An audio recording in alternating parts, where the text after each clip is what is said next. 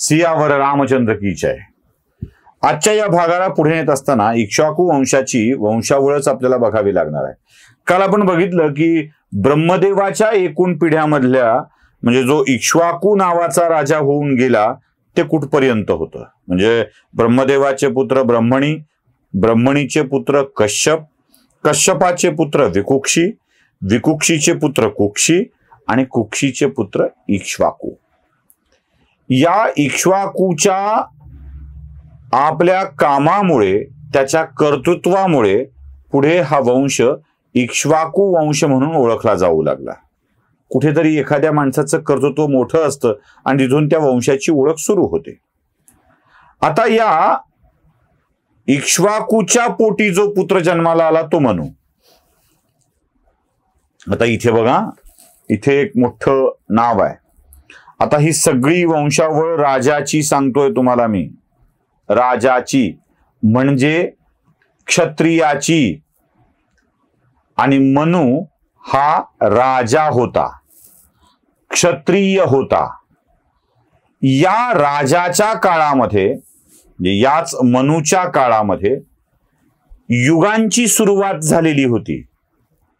सत्ययुग, द्वापारयुग, त्रेतायुग, द्वापारयुग, कलियुग.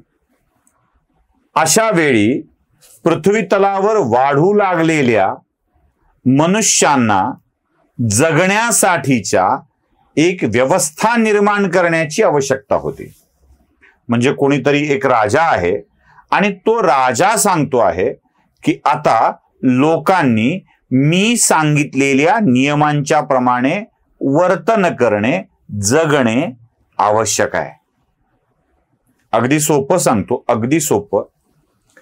आमच्या आताच्या व्यवस्थेमध्ये नोकरशाहीची व्यवस्था पाहिली आहे. नोकरशाहीची व्यवस्था कशी असते? वर्ग 1, वर्ग 2, वर्ग 3, वर्ग 4 आहेत. नोकरशाहीमध्ये 4च वर्ग आहेत. Class 1, class 2, class 3, class 4. Class 1 मध्ये सुद्धा क्लास 2 मध्ये राजपत्रित आणि अराजपत्रित अशी वर्गवारी आहे. क्लास 1 मध्ये सुद्धा IAS, नॉन IAS अशी वर्गवारी आहे. त्यातही सुपिरियरिटी ठेवली आहे. हा थोडा मोठा, त्याच्यापेक्षा खालचा हा हे ठेवलंय. आणि या सगळ्यांना दिले जाणारे वेतन, दिल्या जाणाऱ्या सुविधा आणि नेमून दिलेली कामे यात फरक आहे. पूर्वी वर्ग 4 हा सेवकांचा असायचा, आताही सेवकांचा असतो. त्याच्याकडे काम झाडून काढणे, साफसफाई ठेवणे, त्यासाठी त्याला दिलं जाणारं वेतन त्या वर्ग 4ला निश्चित करून दिलेलं आहे. आणि सोबतच त्याला काही रहिवासाची म्हणजे क्वार्टरची व्यवस्था केली असेल तर ते छोटं आहे, 300-350 स्क्वेअर फुटाचं.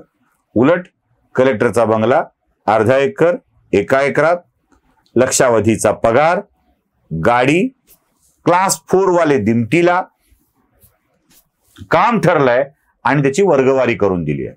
या मनूनी अशा स्वरूपाची एक रचना त्यावेळी निर्माण केली होती आणि ती रचना जगाला सांगितली होती. ती मनुस्मृती. कोण कोण कुठे जोडतं बघा काय ते. आता हाच तो मनू का दुसरा मनू, अजून कोण मनू, यावरचा खल होत राहील. पण हा मनू हा इक्ष्वाकू वंशातला महाराज इक्ष्वाकूच्या नंतरचा पहिला राजा. यावेळेला पृथ्वीवरती झुंडशाहीचं राज्य येण्याच्या ऐवजी एक व्यवस्था निर्माण व्हावी यासाठीचे ते प्रयत्न होते.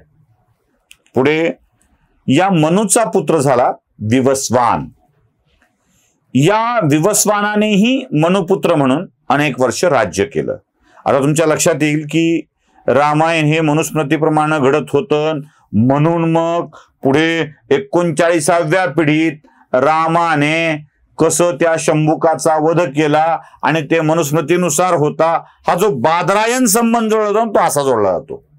तसा काही नाहीये. त्यावरही, त्या कथेवरही आपण येणार आहोत. त्याचा प्रश्न नाही. ही कथा मी तुम्हाला सविस्तर सांगतो.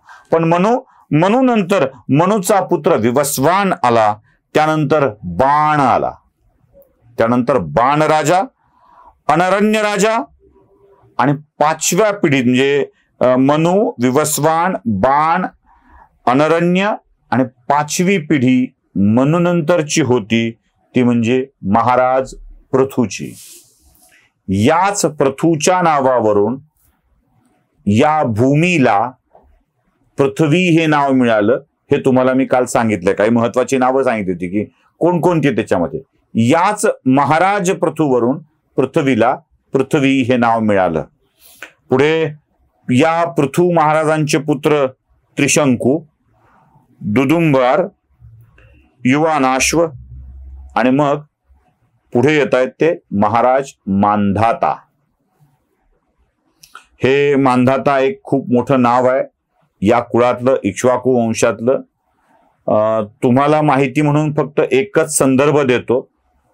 आपल्या 12 ज्योतिर्लिंगांच्या पैकीचं ओंकारेश्वर नावाचं जे ज्योतिर्लिंग आहे ते ओंकारेश्वर ज्योतिर्लिंग रामाच्या आधीच्या पिढ्यातील महाराज मांधातानी स्थापन केलेला. स्थापनपेक्षा त्याची रचना, बांधकाम, सगळं जीर्णोद्धार किंवा मंदिराची रचना ही महाराज मांधातानी केलेली आहे.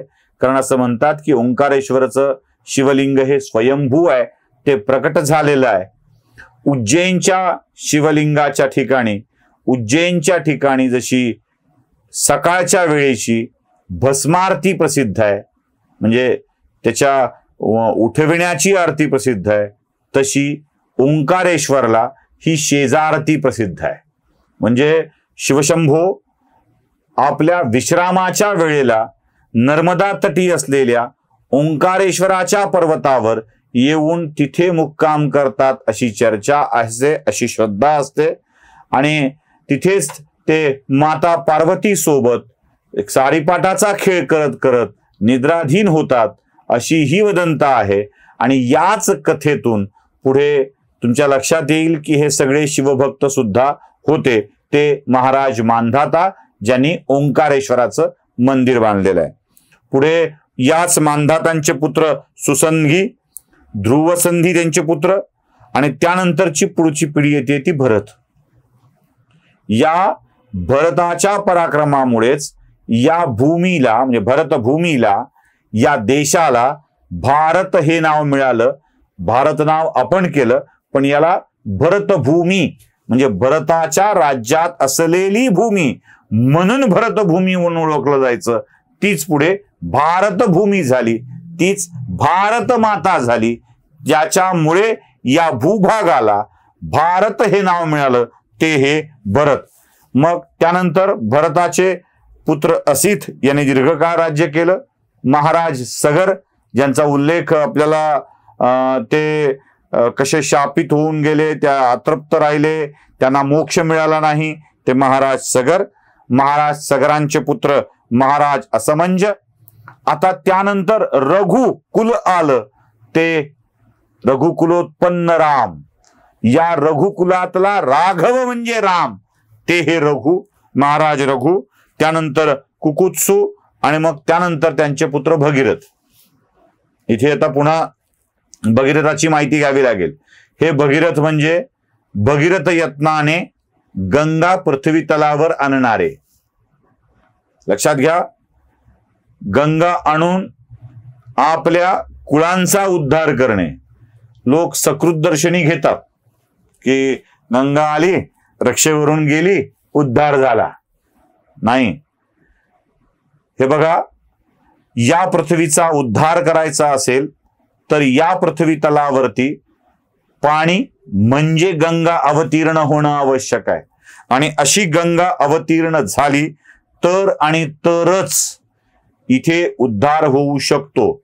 भगीरथाने गंगा आणली आणि मग त्या गंगेमुळे हा सगळा प्रदेश सुजलाम सुफलाम झाला. गंगोत्रीपासून गंगा आली, यमुनेत्रीपासून यमुना आली, आणि हा परिसर गंगा जमुना तहजीब करत पुढे मोठा झाला. कारण हा सगळा कुटुंब, हे सगळं, ही सगळी वंशावळ ही शिवाची आराधना करणारी पण होती. हीच ती गंगा जमुना तहजीब आहे, आणि इथेच भगीरथाने ही गंगा आणलेली आहे. आपला प्रॉब्लेम काय झालाय? सतत वाहते उदंड पाणी, कुणी न वळवून आणि राणी आळशास ही गंगा कैसी व्हावी फलदायी अशी स्थिती आहे. आळशाला गंगा फलदायी होत नाही, त्यासाठी भगीरथ यत्न करावे लागतात, हे आम्ही शिकलेलो आहोत. एवढ्या सगळ्या काळात यांचा कुळाची पूर्ण ओळख सुद्धा आपण करून घेऊ शकत नाही 10 मिनिटात. इतकं मोठं आणि प्रचंड शक्तिशाली असलेलं हे कुळ आहे. उरलेलं कुळ बघूया पुढच्या भागामध्ये. सियावर रामचंद्र की जय.